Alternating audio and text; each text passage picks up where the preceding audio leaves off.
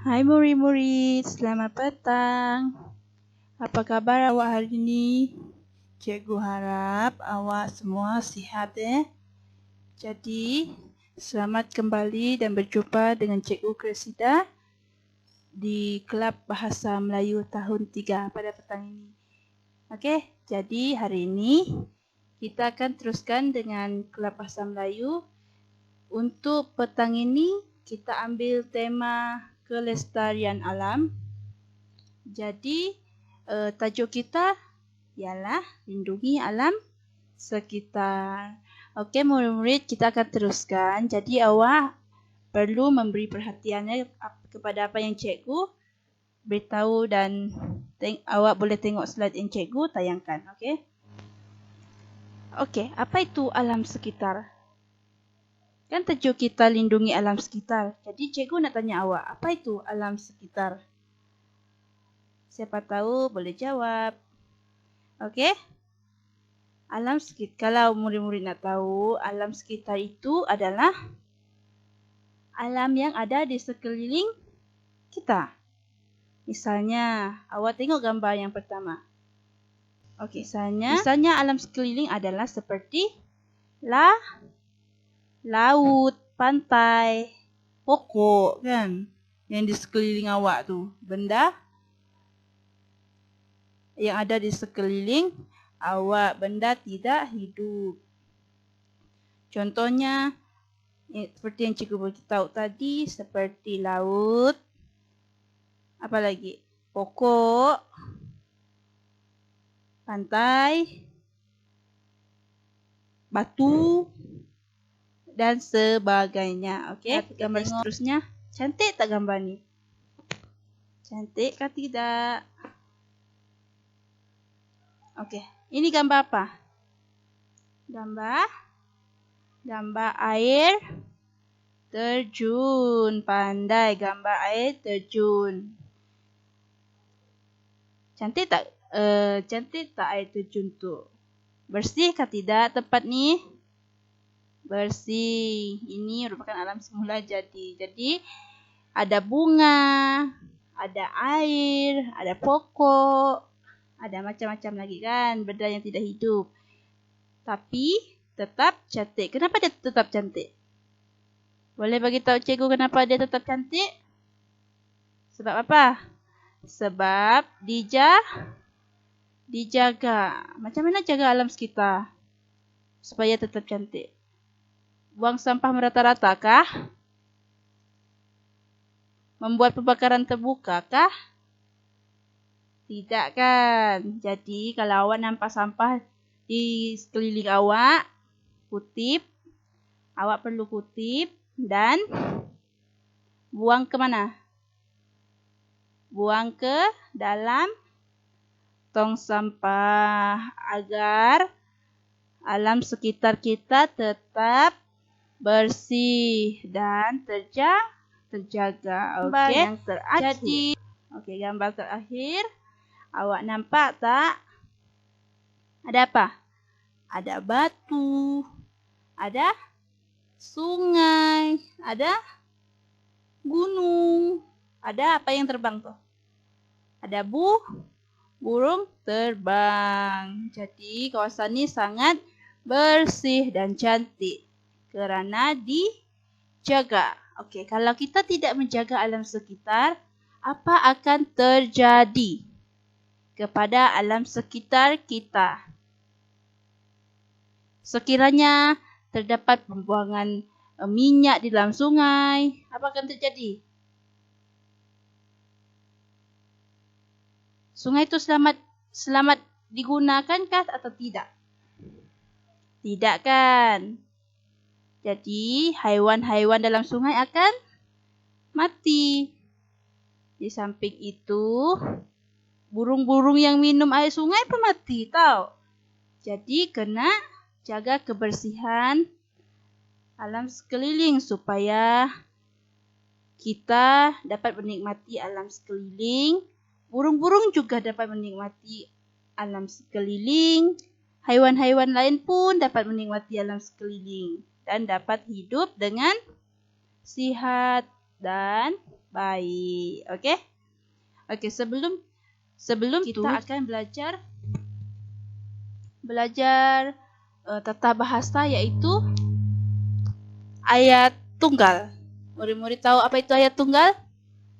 Oke. Jadi, cikgu akan menjelaskan apa itu ayat tunggal terlebih dahulu kepada murid-murid. Oke.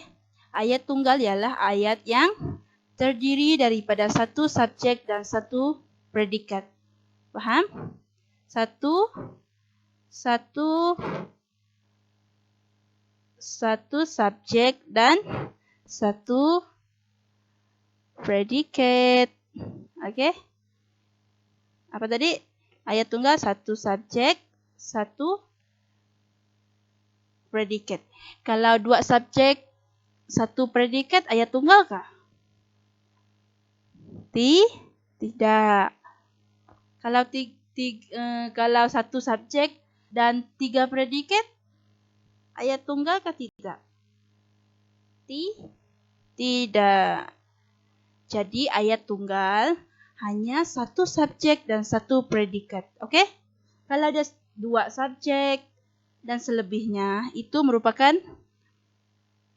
ayat apa? Ayat majmuk. Oke? Jadi ayat. Kita pergi yang seterusnya. Oke, cikgu bagi contoh. Sebelum itu, cikgu perjelaskan apa itu subjek, apa itu predikat. Oke? Jika awak lihat di sini, subjek ialah sesuatu yang dijelaskan. Oke? Subjek ialah sesuatu yang dijelaskan. Manakala predikat ialah yang menjelaskan subjek. Yang menjelaskan subjek ini tadi.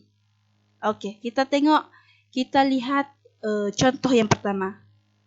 Ayat tunggal yang pertama. Mereka mengumpulkan peralatan elektrik. Oke? Mereka mengumpulkan peralatan elektrik. Itu merupakan ayat tunggal. Oke, kita lihat. Kebiasaan subjek adalah terdiri daripada kata nama. Contoh kata nama apa? Mereka, Hani. Tak kira sama ada kata nama khas ataupun kata nama am. Asal kata nama itu dikategorikan sebagai subjek apabila membina ayat tunggal maupun ayat majmuk. Oke? Kita terus kepada yang tadi. Mereka mengumpulkan peralatan elektrik. Jika awak nampak di sini, apa subjeknya? Subjeknya adalah mereka. Mereka adalah sesuatu yang dijelaskan, kan? Seperti yang cikgu cakap tadi. Mereka adalah sesuatu yang dijelaskan. Manakala selain daripada mereka, seperti mengumpulkan peralatan elektrik adalah predikat. Predikat ini menerangkan kepada subjek. Oke? Mereka adalah subjek. Predikat adalah mengumpulkan peralatan elektrik. Mengumpulkan peralatan elektrik dijelaskan, ditujukan kepada siapa? Siapa yang mengumpul peralatan elektrik? Mereka, kan? Paham sampai di sini? Kalau tak ada subjek, mengumpulkan peralatan elektrik sahaja, ini adalah ayat yang tergantung ataupun dikategorikan sebagai frasa. Oke. Jadi perlu mereka dijelaskan oleh mengumpulkan peralatan elektrik. Barulah ayat yang lengkap. Oke. Kita lihat contoh yang kedua. Hani mengutip sampah di halaman rumah. Hani mengutip sampah di halaman rumah. Oke. Subjek adalah Hani. Oke. Hani adalah kata nama apa? Kata nama khas, kan? Kata nama khas. Jadi, Mengutip sampah di halaman rumah ditujukan kepada siapa? Siapa yang mengutip sampah di halaman rumah? Hani kan, dituju kepada Hani. Oke, jadi Hani adalah subjek.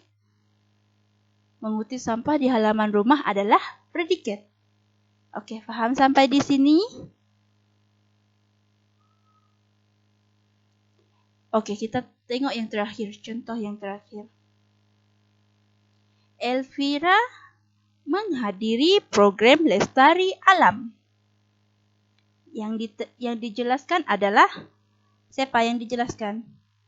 Yang dijelaskan adalah Elvira. Elvira buat apa?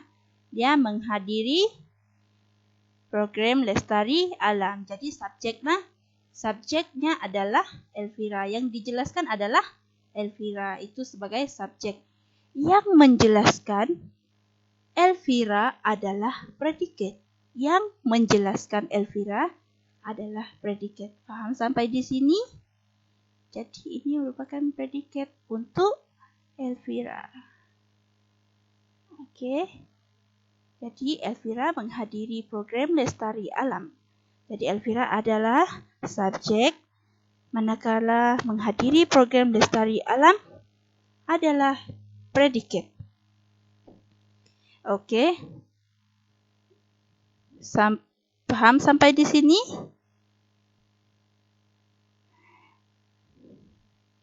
Oke, kalau awak faham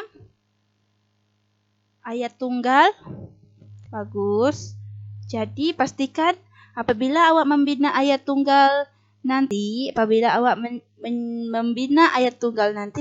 awak ada satu subjek dan satu predikat. Boleh, satu subjek dan predikat. Apa contoh lain bagi ayat tunggal? Apa contoh lain ayat tunggal? Ibu memasak di dapur. Ibu memasak di dapur. Boleh? Ibu memasak di dapur. Apa subjek bagi ayat ini? Ibu memasak di dapur. Apa subjeknya? Ibu memasak di dapur adalah predikat. Apa yang dijelaskan? Siapa yang dijelaskan? Ibu memasak di dapur. Oke. Selain itu apa lagi? Contoh lain. Oke, cikgu tanya awak. Kalau ibu dan ayah pergi ke kebun. Contoh kan? Ibu dan ayah pergi ke kebun. Ini ayat tunggal kah atau bukan? Ibu dan ayah pergi ke kebun. Ayat tunggal kah atau bukan?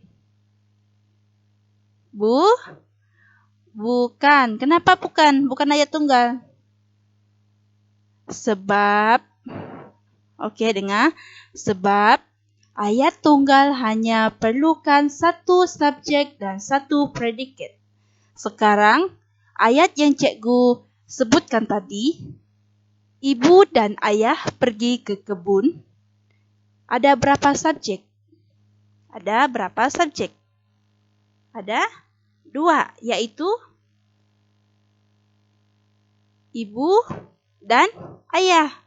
Ibu dan ayah adalah kata nama. Kedua-dua ini merupakan subjek. Pergi ke kebun adalah predikat. Jadi, apa yang cikgu telah beritahu awak tadi tentang ayat tunggal. Ayat tunggal hanya perlukan